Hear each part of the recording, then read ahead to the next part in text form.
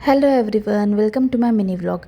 आता तर कियान थोडासुद्धा कामं करू देत नाही, म्हणून हे आमच्या कपड्याचा पसारा बघा कसा पडलेला आहे. आज ते आवरायला घेणार होती, पण तेवढ्यामध्ये आमचा साहेब उभा झाला आणि मी एवढी शॉक झाली की फर्स्ट टाईम त्यांनी एवढं मोठं माइलस्टोन अचीव केलं. माझ्यासाठी खूप आनंदाची गोष्ट होती. कियान थोडा थोडा करून सगळे नवीन नवीन माइलस्टोन अचीव करत आहे. आणि मी लास्ट व्लॉगमध्ये जसं सांगितलं होतं तुम्हाला की मी कियानला परत घुटी द्यायला चालू केली. ती का बरं? कारण की वातावरणामध्ये इतके सडन चेंजेस होत आहे, कधी पाऊस कधी ऊन, तर त्याला सर्दी खोकला होऊ नये म्हणून परत म्हटलं की घुटी द्यायला चालू करूयात. नियर अबाउट वर्षभर तरी देऊयात. आणि त्याला घुटी घ्यायला खूप आवडतं, तो अजिबात त्रास देत नाही. आणि मला घुटी खरंच ही खूप बेनिफिशियल वाटत आहे.